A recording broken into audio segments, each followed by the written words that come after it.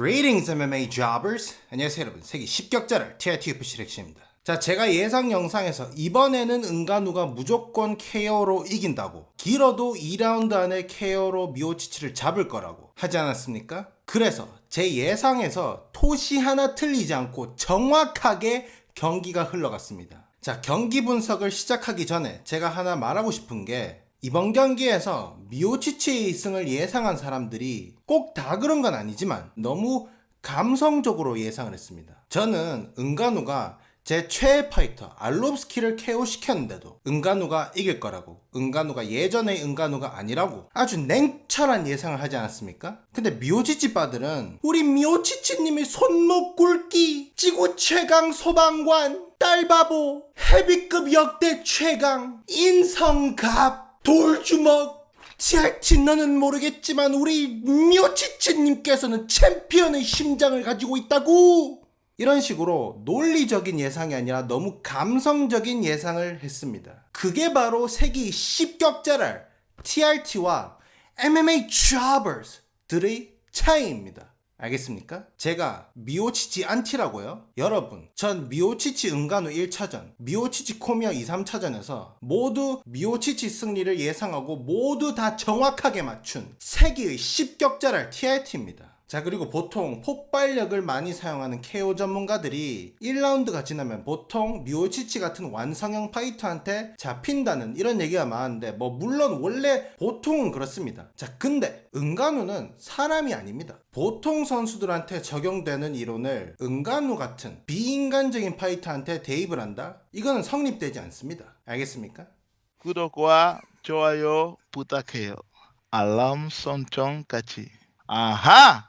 자, 그래서 분석을 해보자면 1라운드에 은가누가 미오치치한테 카프킥을 찼는데, 근데 은가누가 주도산전이나 블레이즈전에서 카프킥을 찼던 것보다 훨씬 좀 약하게 찼습니다. 주도산전이랑 블레이즈전에서는 마치 축구공을 풀파워로 차는 것처럼 몸이 공중에 붕 뜰 정도로 세게 찼거든요. 근데 이번에는 그냥 툭툭 찼습니다. 이 모습을 보면 확실히 은가누가 이번에는 미오치치를 과소평가하지 않고 체력 분배를 하겠다는 뜻이거든요. 그리고 나서 은가누가 바디샷을 날리고 랩트훅을 날리는데, 이건 아마 마이클 챈들러가 데누크한테 했는 것처럼 미오치치가 바디샷에 신경을 쓸 때 랩트훅으로 보내려고 했는 것 같습니다. 그리고 나서 은가누가 레프트 잽으로 바디를 치고 스트레이트 라이트를 날리지 않습니까? 이것도 비슷한 원리죠. 은가누가 바디에 잽을 안 날렸다라면 스트레이트 라이트를 날렸을 때 미오치치가 그것을 예상하고 커버링을 할 수가 있단 말이에요. 근데 앞선 페인트를 주니까 은가누의 기습 스트레이트 라이트가 통한 거죠. 그리고 나서 은가누가 잽을 날리니까 미오치치가 더킹을 해서 싱글렉을 잡습니다. 근데 이번에는 은가누가 벨라스케즈전이나 블레이즈전처럼 바로 즉시 언더훅을 파지는 못했습니다. 근데도 이후에 언더훅을 파고 미오치치 머리를 누르면서 테이크다운 방어를 제대로 했습니다. 이런 모습을 보면 은가누가 힘이 진짜 얼마나 센지 알 수 있습니다. 제가 예상 영상에서 미오치치가 2차전에서는 은가누를 테이크다운 시키지 못할 거라고 하지 않았습니까? 제가 봤을 때 미오치치는 이번 경기에서 은가누를 못 뽑을 것 같습니다. 뭐야? 싱글렉이나 더블렉 이런 걸로 못 뽑을 것 같아요. 뭐야?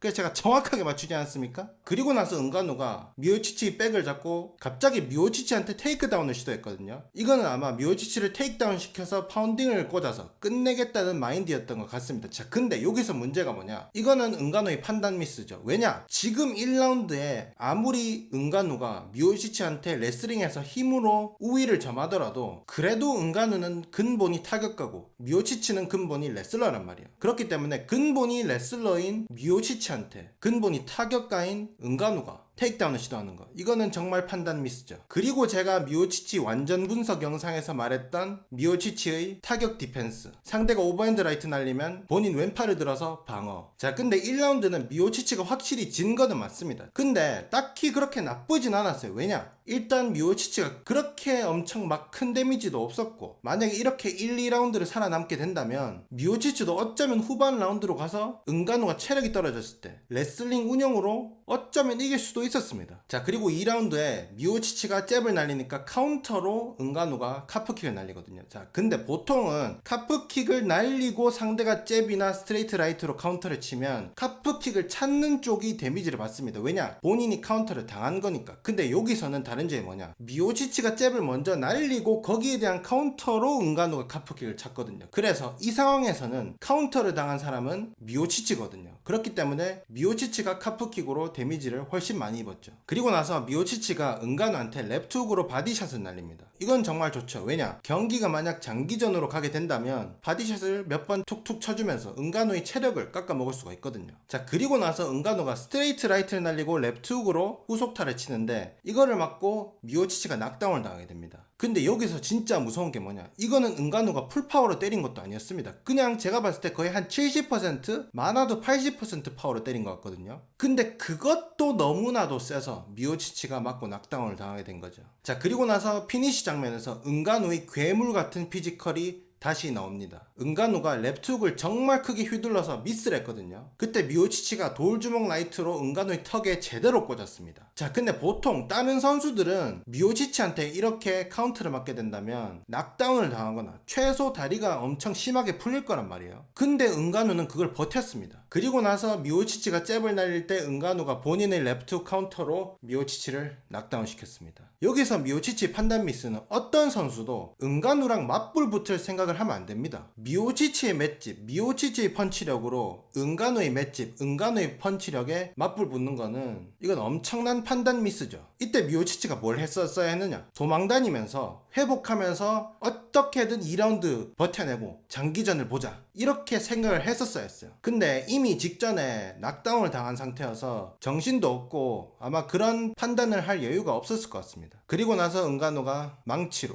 확인 사살을 했습니다. 저도 은가누가 제 최애 파이터 알롭스키를 KO시켰을 때 너무나도 슬펐습니다.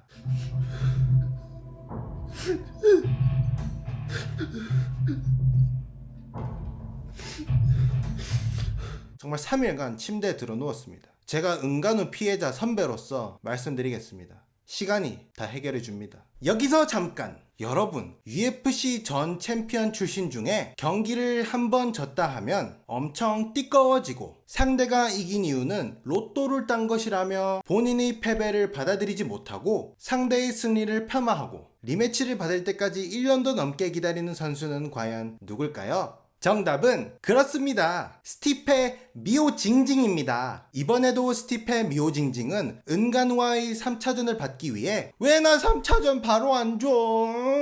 1차전은 내가 이겼다고. 나 역대 최고 헤비급 챔프라고. 내 손목 굵기 보라고. 나 인성갑 소방관이라고. 라면서 무조건 미오징징을 시전할 건데요. 하지만 UFC는 존 존스에게 타이트샷을 줄 확률이 정말 높습니다. 우리 미오징징과 미오징징 팬분들은 존 존스가 헤비급 월장을 또 미루기만을 바라야겠죠? 근데 미오치치 팬들도 미오치치가 바로 3차전을 얻는 거는 딱히 원하진 않을 것 같습니다. 왜냐면 이번엔 떡실신을 당했기 때문에 6개월 안에 만약에 3차전을 받게 된다면 또 KO 당할 확률이 정말 높습니다. 그래서 제가 봤을 때 미오치치는 최소 1년은 쉬면서 뇌를 회복해야 될 것 같습니다. 자, 근데 만약에 미오치치가 그 다음 경기에서 바로 3차전을 받지 못하면 로젠 스트리크나 데릭 루이스나 시릴 가네나 볼코프 이런 무시무시한 타격가들을 상대로 붙어야 된단 말이에요. 그리고 이 넷 중에 쉬운 상대는 진짜 한 명도 없습니다. 그래서 안타깝지만 제가 봤을 때 이제 미오치치는 챔피언이 다시 되기는 정말 힘들 것 같습니다. 왜냐? 만약에 미오치치가 밑에 컨텐더를 이기고 다시 타이틀 샷을 얻어도 은가누는 못 이기거든요. 제가 예상 영상에서 걱정했던 부분이 은가누가 미오치치 공포증을 극복할 수 있을까? 이 부분이었는데 은가누는 이번 경기에서 미오치치 공포증은 전혀 보이지 않았고 미오치치 1차전의 악몽을 경험으로 삼아서 더욱더 성장해서 신중하게 경기를 하면서 승리를 따냈습니다.